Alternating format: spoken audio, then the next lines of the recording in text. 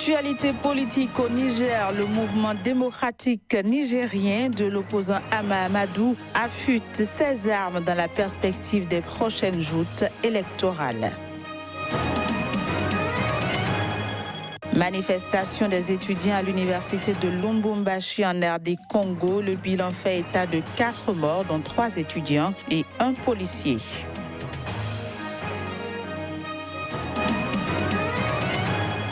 Puis, hommage au casque bleu tchadien mort au Mali. La cérémonie s'est déroulée ce dimanche à Bamako.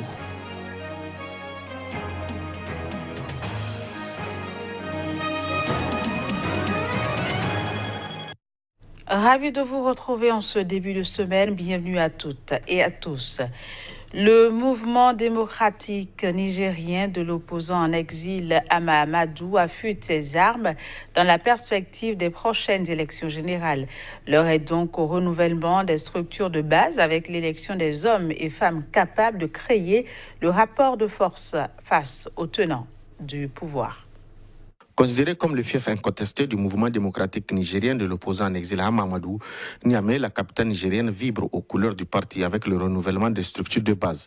La coordination Niamey 4, véritable réservoir électoral du parti, a annoncé les couleurs en désignant ses responsables, femmes et hommes jugés aptes à mener la barque à bon port, en faisant de Hama Amadou le prochain président de la République du Niger. La coordination a ainsi plébiscité Seni Yacouba à la majorité absolue des délégués. À quelques temps seulement, les élections. Et je sais que le président Hama Amadou compte beaucoup en général sur Niamey qui est le fief incontesté de l'Oumana et en particulier à la commune 4. Nous sommes à quelques temps seulement des élections. Donc nous allons nous mettre en rang de bataille d'abord pour que notre président, son Excellence Hama Amadou, puisse d'abord regagner le pays, qu'il vienne et qu'il soit notre candidat. Il est déjà notre candidat, mais qu'il vienne prendre sa place afin de sauver, pas les militants de l'Oumana, mais de sauver le Niger. Le leader de la coordination, sur qui repose désormais la responsabilité de mobiliser les militants pour l'atteinte de leurs objectifs, peut compter sur les femmes. Elles ont pris l'engagement de créer les conditions de l'alternance. Le président, en partant, il a confié le bureau, l'Oumana, le parti, aux femmes et aux jeunes. Et aujourd'hui, nous, les femmes, nous sommes plus que déterminées. Et nous allons nous battre. Nous allons sortir comme un seul homme pour les futures élections présidentielles. Et même législatives, nous ne laisserons pas la place aux hommes. Et Inch'Allah, Hama sera candidat de notre parti. Et l'ensemble de militants de l'Oumana, femmes, hommes, sont derrière le président Hama Amadou. Et nous sommes engagés, nous sommes déterminés pour nous battre derrière lui pour qu'il soit président de la République. Au-delà de la coordination Niamey 4, les militants du parti veulent porter Seni Yacouba à la tête de la coordination régionale de la capitale. Ils sont unanimes à dire que c'est l'homme de la situation face aux multiples défis qui assaillent le parti. En Côte d'Ivoire, lors du lancement de son nouveau parti, le RHDP, le président Ouattara avait exprimé des critiques à l'égard de ses adversaires, sans toutefois les citer. Des critiques face auxquelles la riposte de son ancien allié, Henri Konan Bédié, ne s'est pas fait attendre. Voici les détails. Alors que le président Alassane Ouattara célébrait ce week-end la naissance de son nouveau parti à Abidjan, son ex-partenaire Henri Konan Bédié recevait la jeunesse du Parti démocratique de Côte d'Ivoire dans son fief de Daoukro. Dès le début de son allocution, le chef du parti historique décoche quelques flèches en direction de ses adversaires en présentant le premier congrès du Rassemblement des oufouettistes pour la démocratie et la paix comme un folklore qui frise l'Assemblée des militants manipulés et enrôlés de force pour servir le rassemblement des détourneurs de deniers publics. Sur le même ton, Henri Konan Bédié a remercié les jeunes cadres pour leur fidélité au PDCI et tensé les transfuges de sa formation politique qui ont opté, dit-il, pour une aventure sans lendemain avec les tenants du parti unifié RHDP. Des mots durs, forts et sans équivoque en réponse au discours d'Alassane Ouattara en clôture du congrès samedi. À mots couverts, Alassane Ouattara a attaqué à plusieurs reprises son ancien allié, le Parti démocratique de Côte d'Ivoire, dirigé par l'ex-président Henri Konan Bédié, qui a rompu en août dernier la coalition qui gouverne depuis 2011. Les deux formations sont depuis à couteau tiré. Les starting blocks sont désormais posés pour la course à la présidentielle. Le PDCI désignera son candidat cette année lors de sa prochaine convention nationale.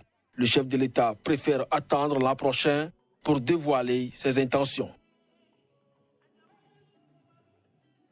Au Togo, plus de 1000 partisans de la principale coalition de l'opposition ont manifesté ce week-end à Lomé.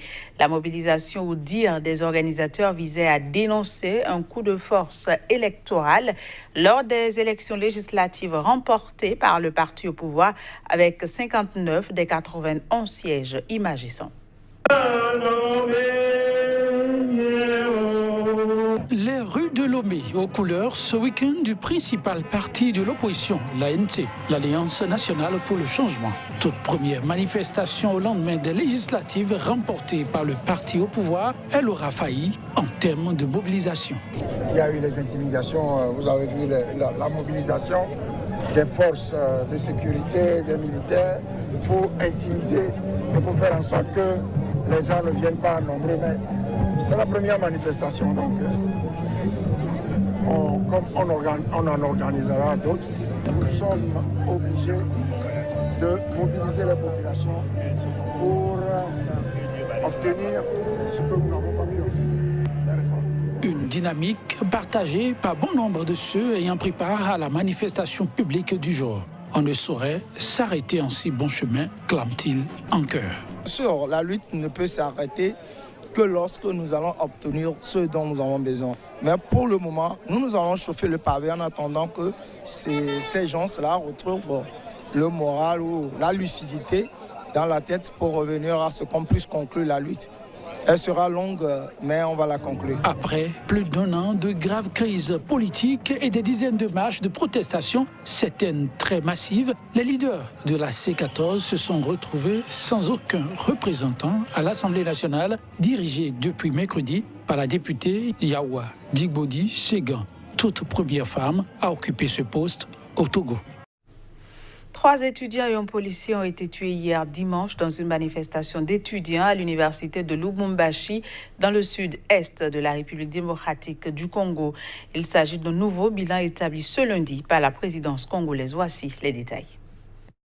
Une manifestation d'étudiants à l'université de Lubumbashi a fait 4 morts, dont 3 étudiants et un policier dans le sud-est de la République démocratique du Congo. Ce nombre vient alourdir le premier bilan de la police qui faisait état de 2 morts, une étudiante tuée par une balle perdue et un policier percuté par un véhicule anti-émeute.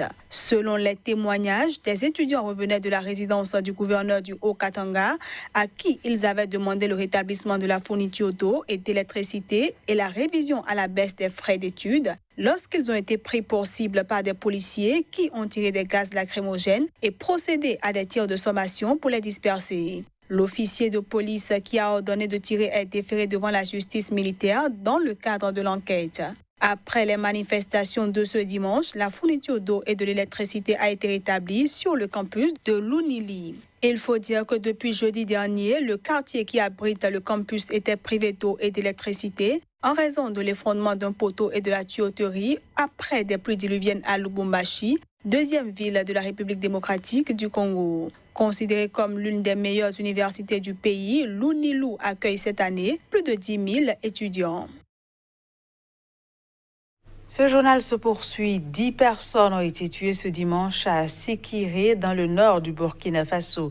Selon une source sécuritaire et un élu local, ils ont été tués au cours d'une attaque terroriste. Les précisions, ce sera dans cet élément. Une dizaine d'individus armés ont mené dans la matinée de dimanche une attaque terroriste dans le village de Sikiré, une localité située à une vingtaine de kilomètres d'Arbenda, en proie à de fréquentes attaques djihadistes. L'attaque a fait 10 morts et 2 blessés graves. Selon un élu local de la commune d'Arbenda, les assaillants armés de Kalachnikov ont fait plusieurs tours dans le village et ouvert le feu sur les habitants. Déjà le 10 janvier, 12 personnes avaient été tuées dans le village de Gasseliki, localité située à une trentaine de kilomètres au sud d'Arbenda. Le Burkina Faso est confronté depuis 4 ans à des attaques djihadistes de plus en plus fréquentes et meurtrières. D'abord concentrées dans le nord du pays, ces attaques se sont ensuite étendues à d'autres régions, dont celle de l'Est, frontalière du Togo et du Bénin. Attribuées au groupe djihadiste Ansarul Islam et au groupe de soutien à l'islam et aux musulmans et à d'autres groupuscules, elles ont fait plus de 280 morts depuis 2015. Ouagadougou, la capitale, a été frappée à 3 reprises avec un bilan total de près de 60 morts. La dernière attaque, en mars 2018, avait dévasté l'état-major général des armées en plein centre-ville. Depuis le 1er janvier, l'état d'urgence a été décrété dans 14 provinces, réparties sur 6 régions ayant enregistré des actes terroristes. Face à la multiplication des attaques djihadistes, le président burkinabé Roch-Marc Christian Kaboré a limogé début janvier le chef d'état-major des armées, puis remplacé les ministres de la Défense et de la Sécurité.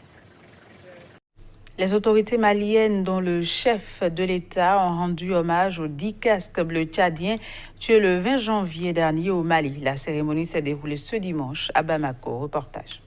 Cérémonie en hommage aux 10 casques bleus tchadiens tués le 20 janvier dernier sur le sol malien. Organisée par la MINUSMA à Bamako, elle s'est déroulée en présence de plusieurs centaines de personnes, dont le chef de l'État malien. Les 10 cercueils des soldats tchadiens ont été exposés dans la cour de l'institution onusienne. Ils ont ensuite été embarqués dans un avion à destination du Tchad. Pour la petite histoire, les 10 soldats tchadiens ont été tués à Aguelok, dans le nord-est à 200 km de la frontière algérienne, lors d'une attaque complexe lancée par des assaillants arrivés à bord de nombreux véhicules armés. Au moins 25 autres avaient été blessés au cours de cette attaque. L'attaque du 20 janvier est la plus meurtrière pour l'ONU dans ce pays, toujours en proie à la menace djihadiste, malgré plusieurs années d'intervention internationale. L'assaut a été revendiqué par le groupe de soutien à l'islam et aux musulmans, principale alliance djihadiste du Sahel liée à Al-Qaïda. Déployée en 2013 après que le nord du Mali soit tombé sous la coupe de djihadistes liés à Al-Qaïda, la MINUSMA compte près de 14 000 militaires et policiers. Elle est la plus coûteuse en vie humaine des actuelles opérations de maintien de la paix de l'ONU, avec près de 180 morts, dont plus d'une centaine dans des actes hostiles, soit plus de la moitié des casques bleus tués dans le monde depuis 5 ans. Puis au Brésil, le bilan des personnes décédées après la rupture d'un barrage à Brumadinho dans le sud-est est monté à 58 et quelques 305 personnes sont portées disparues. C'est ce qu'a indiqué ce dimanche soir la défense civile brésilienne. Une équipe de secours israélienne composée de 130 hommes et 16 tonnes de matériel est arrivée dans la soirée de ce dimanche à Belo Horizonte au Brésil. Elle commencera ce lundi à participer aux recherches suite à la catastrophe de Brumadinho. Les recherches ont repris après une suspension due à une crainte d'une rupture d'un deuxième barrage minier. Le bilan provisoire de la catastrophe est passé ce dimanche à près de 60 morts et plus de 300 disparus, alors que le précédent bilan officiel provisoire était de 37 morts et 287 disparus. Ce dimanche, les populations traumatisées par la rupture vendredi du barrage de la compagnie minière Vale se sont réveillées dans la panique au son de sirènes avertissant du risque de rupture d'un autre barrage minier, alerte qui a ensuite été levée. Voilà, c'est sur ces images que prend fin ce journal. Merci de l'avoir suivi. Au revoir et à très vite.